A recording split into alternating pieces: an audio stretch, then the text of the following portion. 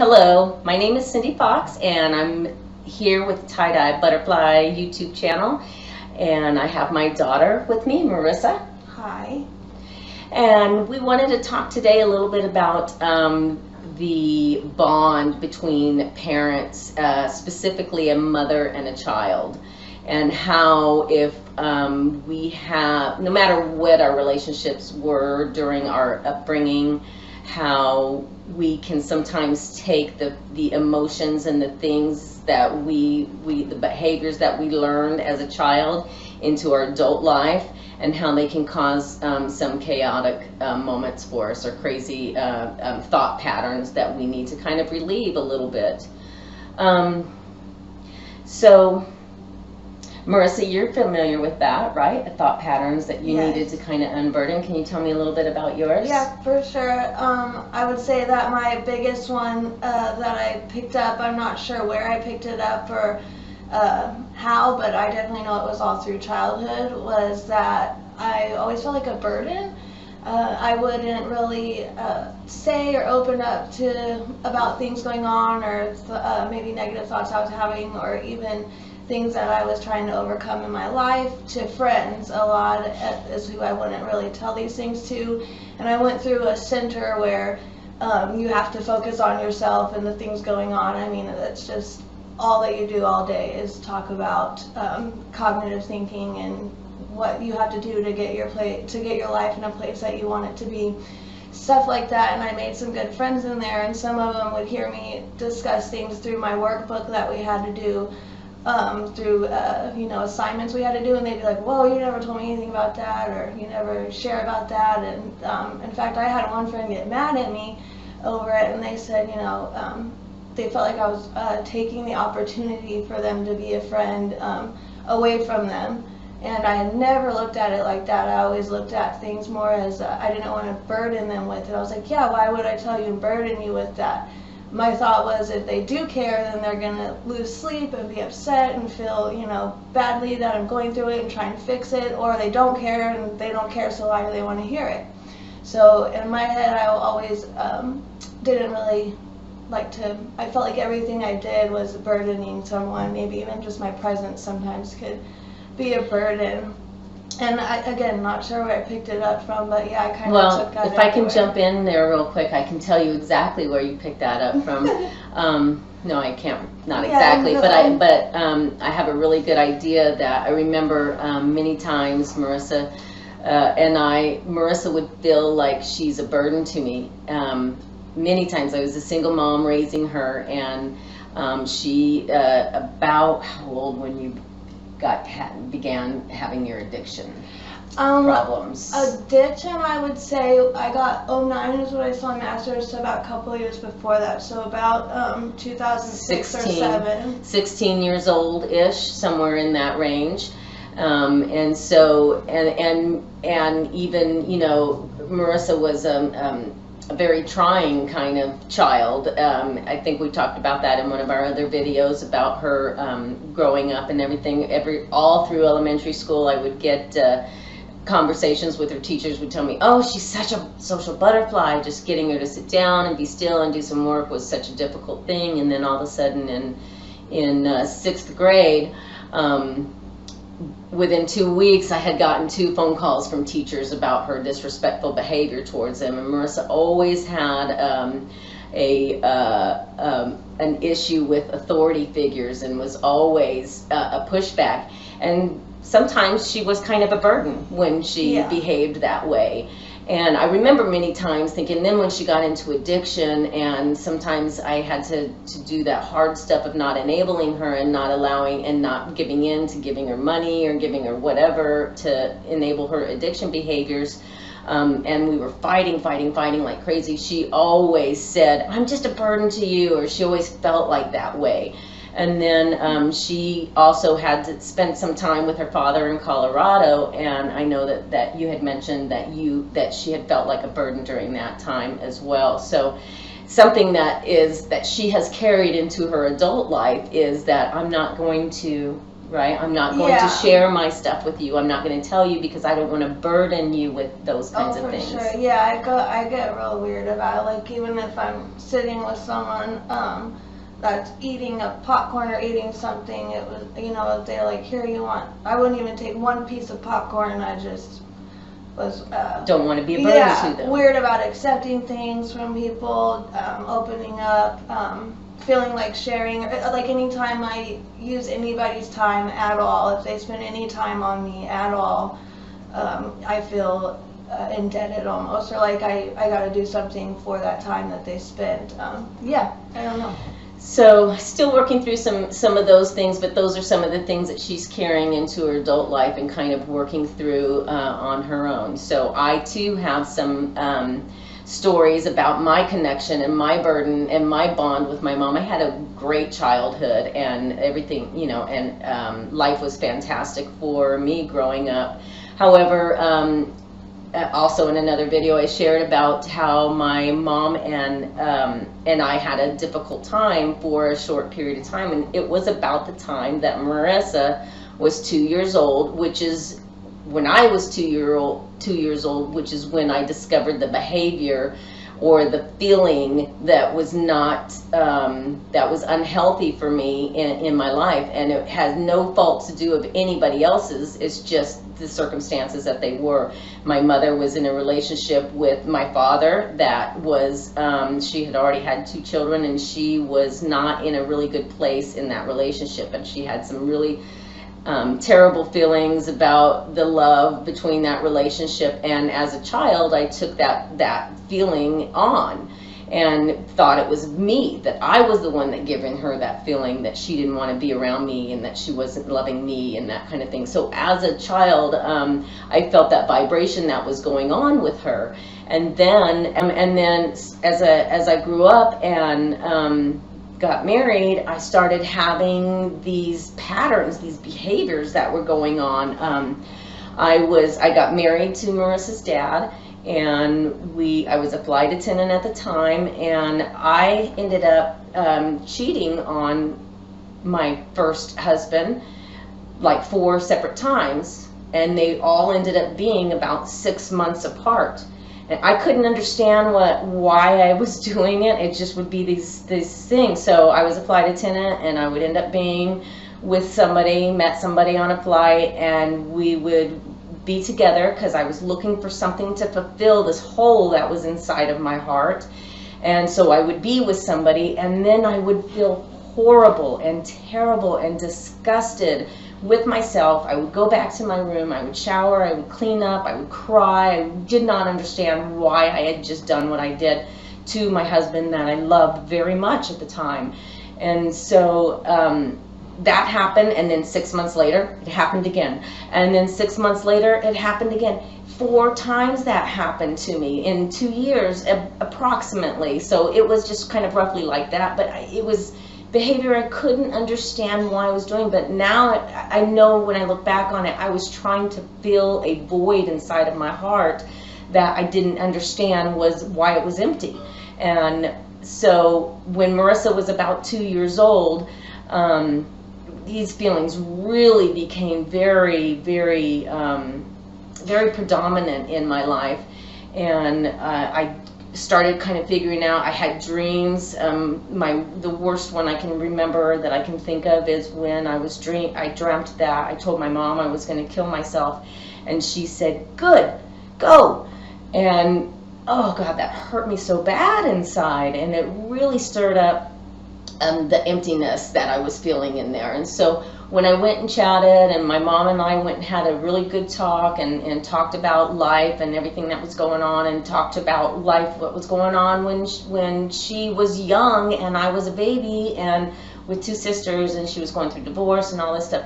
And the way she described her situation and her feelings was exactly the emptiness that I was feeling inside. And so when she helped me understand that it wasn't me that she was feeling that way towards, it was somebody else, but because I was her 2-year-old child at the time, that's all I understood. I only understood that that's the vibration that she was giving off. And so I'm so thankful that we went through that period of time. That was in my late 20s, early 30s, and that bringing that together and having that conversation with my mother to close that really helped to heal that void that I was feeling and that pattern of behavior. I've been married twice, and I do not cheat. I will not cheat because I know how terrible it feels to cheat on somebody. So anyway, that was something that was really out there for me. I just didn't understand it, but it makes sense when I look back on it now, and that's why we want to talk about and bring these things to light, because it's so important to heal thyself from your childhood upbringing. Even if you had a good childhood, there's still things that you feel, that you carry from your childhood into your adult life. And when those feelings get triggered, our brains really want to revert back to that subconscious mind and protecting ourselves from the behavior, from the feelings rather, that were created from our upbringing. So that bond is extremely important. We have people, or lack of. Yeah.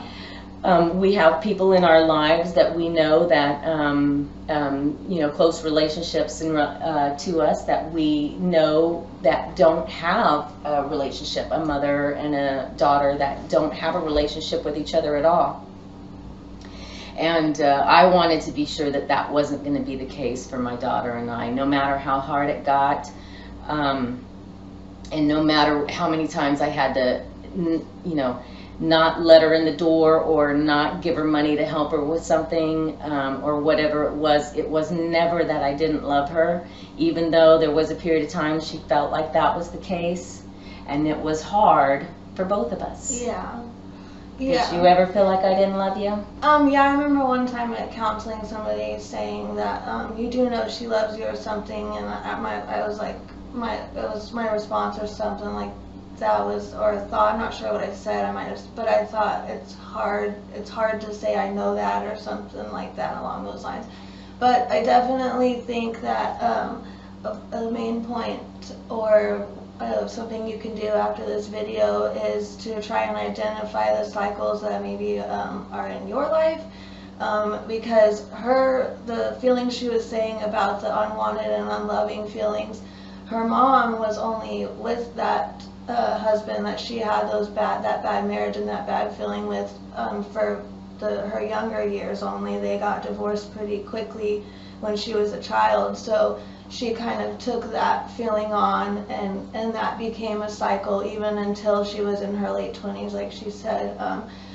So I'm not sure if she did something that made her mother they went into a cycle of that together, or if it was just in her head.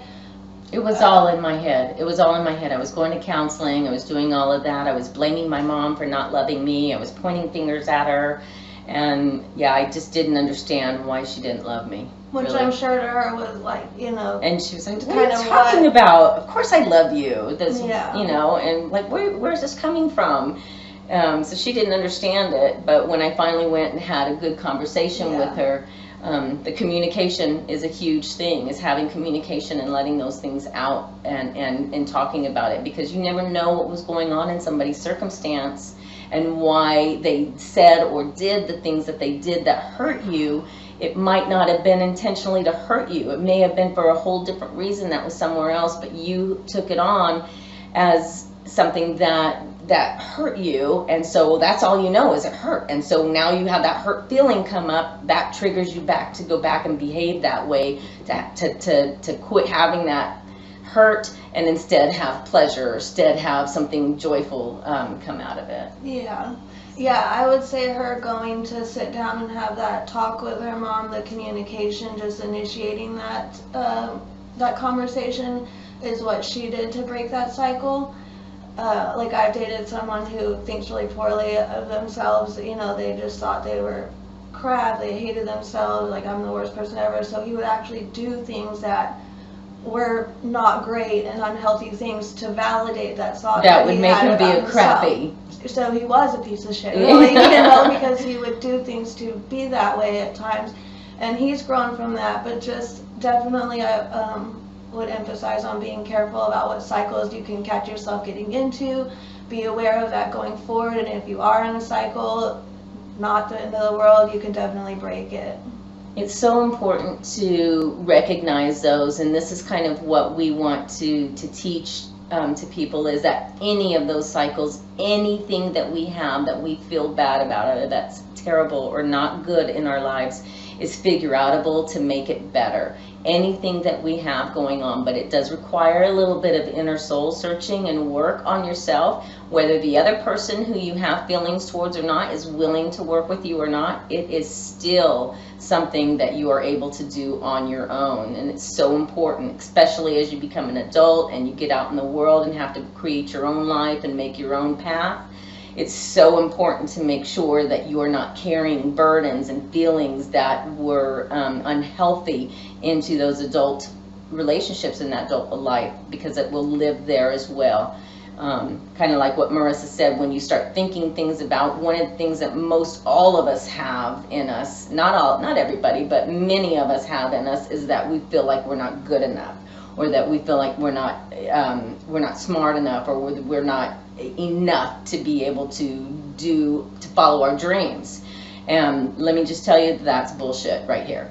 That you can, no matter where you came from, no matter where you're at, if you have those self-sabotaging thoughts, that's part of the patterns that we have to break, so that we no longer live in those old feelings, and we can create new feelings and new chapters for our lives, and actually live peaceful, passionate, loving, happy lives. And that is the goal, I think, for everybody on this planet, isn't it? Yeah, I mean, I think so. We want to spread that around to as many people as possible. Yeah.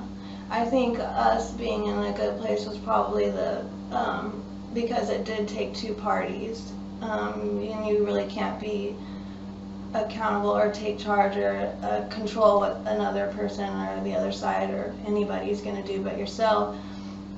And yeah, we definitely had a point where, like she touched into a little bit, where we weren't good, where, like I said, there was a point where I questioned if it was genuine love or not. We didn't really have much of a relationship, or at some point if we did, it was toxic and not good. You know, I remember sometimes like we would fight and leave, and really we would leave each other and fighting, yelling, screaming, you know, yelling at each other and leaving. And I feel like it's very vital. It's hard for me. I don't like to leave another individual or any situation not in a good place. You know, it puts me kind of in a panic to have to leave an individual, especially someone that you care about, not in a good place. So anyway, that was definitely probably one of the biggest cycles that I had going on, that I didn't know if would break or not. I remember many fights that we would have, and at the time for me, I couldn't stay in the fights. I needed to walk away and get away from them, and sometimes she did too. But she wanted me to follow her and run after her and come tell her that it's going to be okay and that we're going to figure it out. But I wasn't feeling that at the time, and I was feeling I couldn't be in it, because we just kept going around in circles, and we would fight about, we would fight about anything and everything. We would just... Yeah, the guy I'm dating now is like that too. He needs to step away. He gets really emotional, like, and he can get a lot of emotions into it, and he'll even say sometimes, let me walk away before I say something I don't want to. And so you're better with letting people take that moment? I think a big fear of mine though was that we won't come back together, and my fear was that was it. Always that was my fear, is that it's going to end that way for good. And a big thing that's let me get better, we actually, the guy I'm dating now, we don't argue like that anymore either, but we did have one silly argument. He had a real bad day or something and argued over something silly that evening, and I found myself a lot more peaceful and calmer, like, just go. I even told him, just go. I expected him to walk away, so I was like preparing myself for him to leave in the middle of this argument, and in the middle of all these emotions going up, I expected him to walk away and stuff, and he actually didn't that time. But either way, I've definitely come to understand, now that it's not going to end that way. We will come back and discuss it further through. So, I guess you kind of just have to go off the individual's needs on that part. But either way, though, I think the biggest part, again, of what broke our cycle was communication. So I can't emphasize enough on how big and healthy communication can help your life and help your relationships. And heal some of your life relationships, all of your relationships.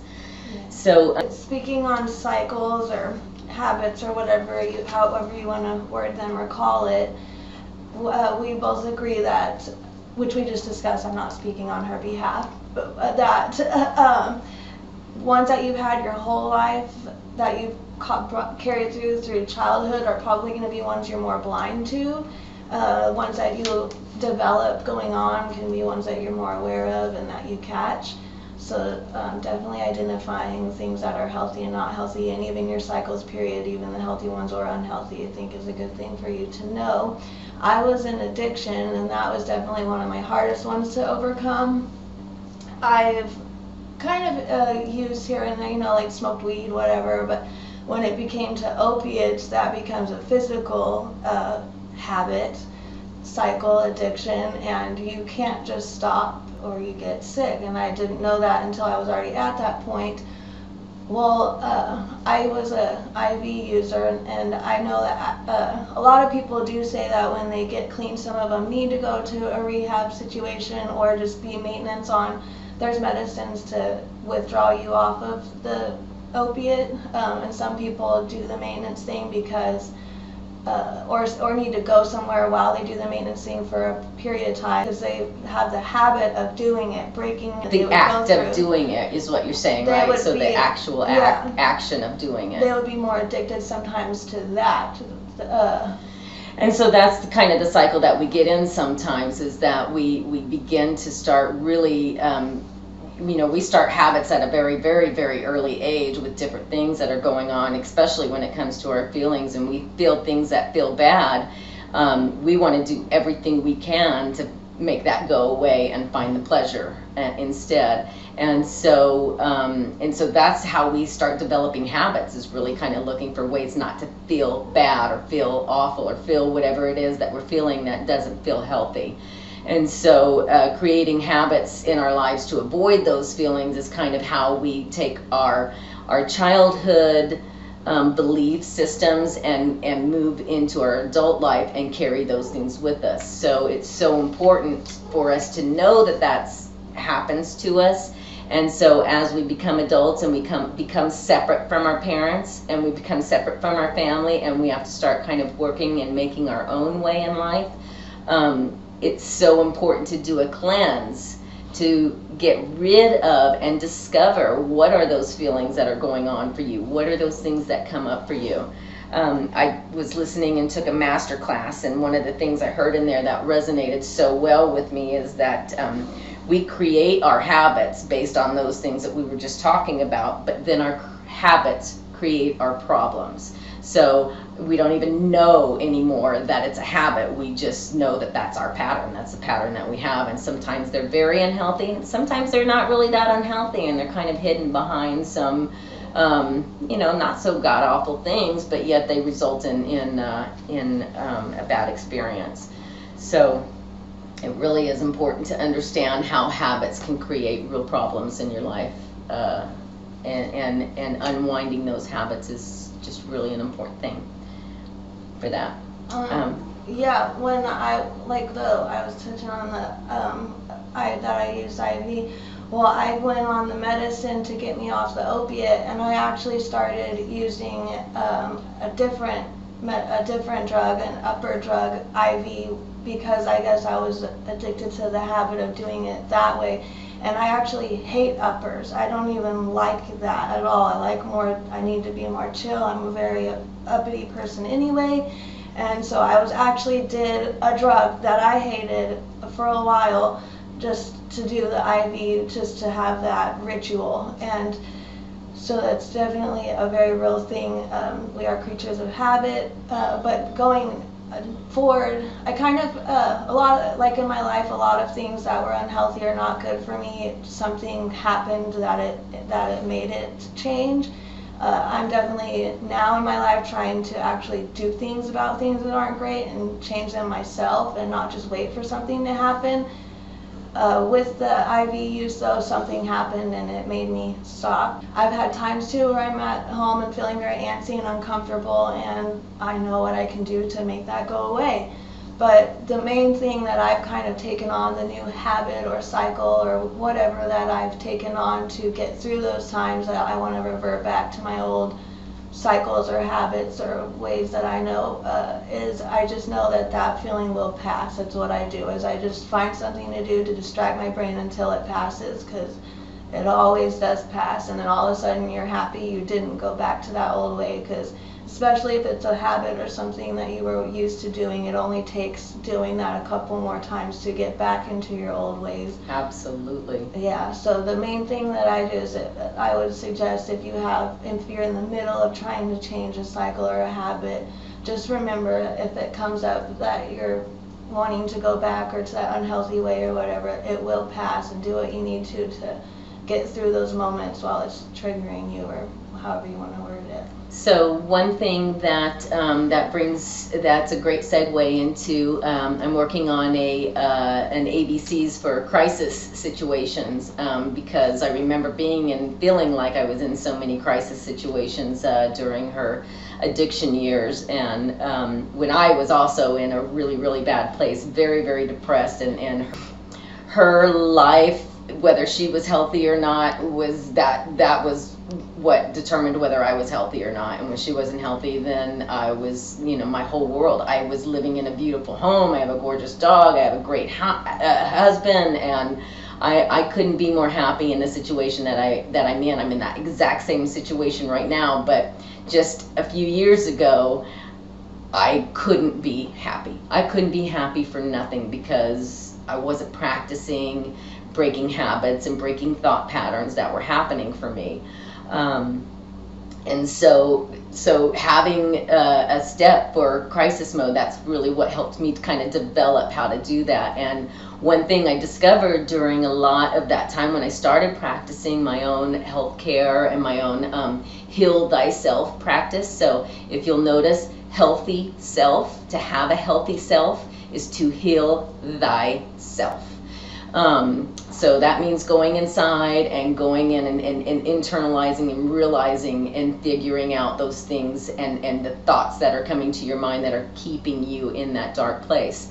So I remember many times during those years with Marissa, whenever things were, she would call me in the crisis. She's in a parking lot and her tire's flat and she can't get this and she can't get that and she can't go anywhere.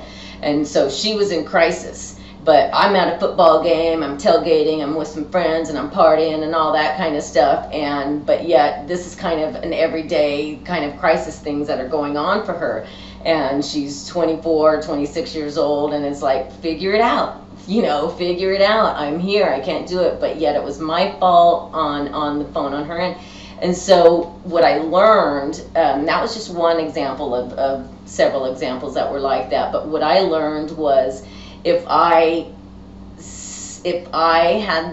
kind of said, okay, you know what, this is a crisis that she's having. It's not my crisis, it's her crisis. So let me calmly try to get off the phone with her and let her, ask her to go try to see what she can find in Walmart or whatever else, and then let her go do her thing and then hang up the phone. Her first reaction was always to call me right away. But this way, at that time, but this way she was able to find her own thing, and I didn't have to take her crisis on myself. It was a way of her being able to have to handle and deal with the situation that she was in. And so I guess what I'm saying is to pause. When a crisis happens for somebody, the most important thing, I think, really, than anything else, the ABCs of it, is to assess the situation. Is it your crisis? Is it really a crisis? I know it was to her, because she was probably trying to get to her next drug or next hit or something. I don't know. It was during a very chaotic time for us, and so I didn't feel like I needed to leave and to go and fix that for her and take care of her problem where she was with that, and so that's kind of that.